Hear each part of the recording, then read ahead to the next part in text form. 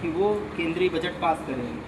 Budget pass होने के बाद उसकी क्या अवमाननाएं हैं, क्या लिमिट है, क्या टेंडेंसी कि वो कहाँ तक वो बजट क्या पास होगा? ये मेन पास लोकसभा में होता है, राज्यसभा में कुछ है, एक बार जाएगा फिर वहाँ से वापसी आके फिर लोकसभा में पास होगा। नहीं कह रहे कि गलत। अगर उसको राज्यसभा से कुछ लेना देना नहीं, ये ऐसा नहीं, अभी जाएगा लेकिन मेन यही है लोकसभा में पास होगा।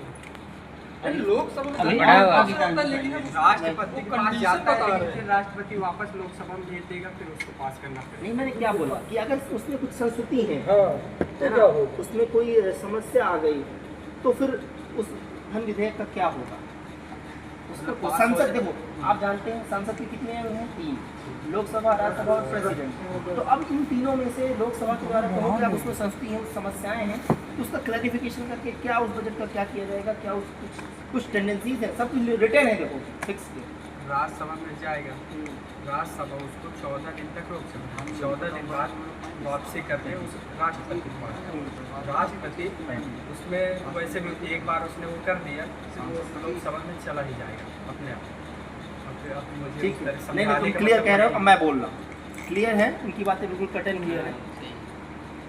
लोकसभा के द्वारा कोई अगर केंद्रीय वित्त बजट पास होता है तो वो उसके बाद राज्यसभा पे जाएगा। राज्यसभा के सदन के जितने सदस्य हैं, अगर उनकी अवमाननाएं सिद्ध होती हैं कि हाँ ये बजट गलत है या सही है, तो उसके बाद क्लैरिफिकेशन राष्ट्र प्रेसिडेंट के पास जाएगा। प्रेसिडेंट ने अगर साइन कर दिया कि ठीक है पास होगा, या रोक भी लेते हैं, तो राज्यसभा के पास ये अधिकार है कि सिर्फ उस बजट को 14 दिनों तक होल्ड कर सकता है, रोक सकता है।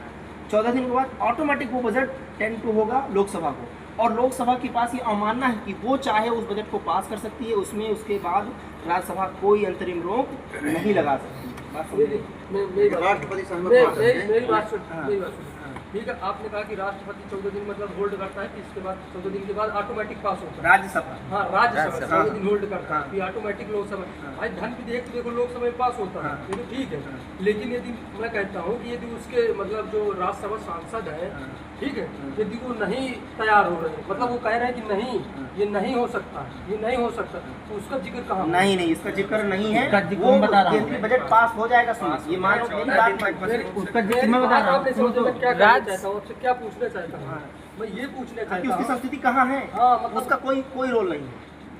राज्यसभा का कोई रोल नहीं, क्योंकि राष्ट्रपति अपने पास रख सकता है या वापस कर सकता है। संविधान के तहत मैं तुम्हें पूरी क्लियर बात बता रहा हूँ कि केंद्रीय बजट अगर राज्यसभा के पास गया, उन्होंने उसको देख लिया, उसका जिक्र किया, अगर उनको सही लगा तो ठीक है, साइन कर दिया, सही नहीं लगा 14 दिन के लिए होल्ड कर लिया तो भी ठीक है। 14 दिन के बाद रिटर्न जाएगा तो लोकसभा उसको पारित कर देगी, उनका उनमें कोई हस्तक्षेप नहीं है।